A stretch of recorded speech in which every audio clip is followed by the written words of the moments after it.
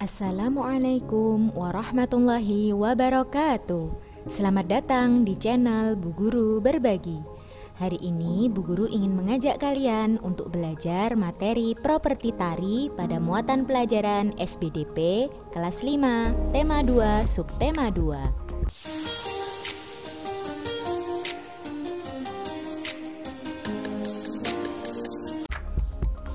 Properti tari adalah benda yang digunakan penari dalam melakukan gerakan tari. Contohnya ada selendang, topeng, kipas, tombak, payung, piring, tameng, dan gendewa atau busur. Benda dapat dipilih dijadikan properti tari jika sesuai dengan tema tari. Properti tari berfungsi untuk membantu penari menyampaikan maksud dari gerakan tari yang dilakukan. Berikut ini adalah contoh penggunaan properti dalam tarian. Yang pertama adalah tari serimpi. Tari serimpi berasal dari Yogyakarta dan menggunakan properti berupa selendang. Contoh yang kedua yaitu tari bayangkari atau wirapertiwi. Berasal dari Jawa Tengah menggunakan properti gendewa yaitu busur dan anak panah.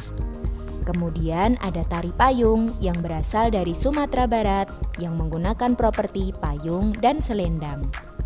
Contoh berikutnya adalah tari topeng kelana yang berasal dari Cirebon, Jawa Barat menggunakan properti topeng. Kemudian ada tari ranggo ayak yang berasal dari Jambi menggunakan properti berupa rebana. Kemudian ada tari piring yang berasal dari Sumatera Barat, seperti namanya menggunakan properti piring. Contoh berikutnya adalah tari legong yang berasal dari Bali menggunakan properti kipas. Kemudian ada tari jaipong dari Jawa Barat menggunakan properti berupa selendang. Dan tari jaranan kepang yang berasal dari Jawa Timur menggunakan properti jaranan atau kuda mainan dari bambu. Apabila kita ingin memeragakan karya tari, kita harus melakukan persiapan-persiapan sebelum peragaan karya tari. Di sini ada 6 persiapan yang harus kita ikuti. Yang pertama adalah menentukan bentuk karya tari. Misalnya, seperti tari tunggal, tari berpasangan, atau tari kelompok, kita harus memilih salah satu. Kemudian yang kedua, memilih karya tari. Ini harus disesuaikan dengan bentuk tari. Misalnya bentuk tari berpasangan, maka karya tari yang kita pilih juga berpasangan. Kemudian, langkah yang ketiga yaitu menentukan jumlah penari. Hal ini tentu saja harus disesuaikan dengan bentuk dan karya tari.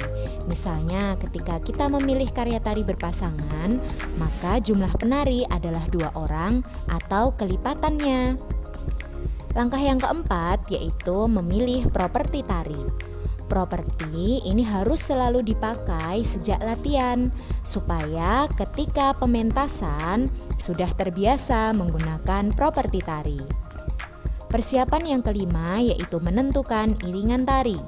Iringan tari dapat berbentuk nyanyian langsung atau rekaman seperti kaset, CD, atau flash disk. Kemudian, persiapan yang keenam yaitu memilih busana tari. Busana tari harus disesuaikan dengan tema tari.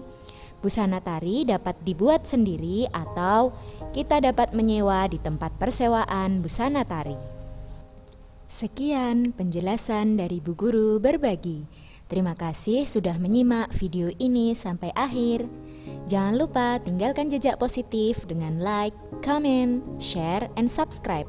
Wassalamualaikum warahmatullahi wabarakatuh.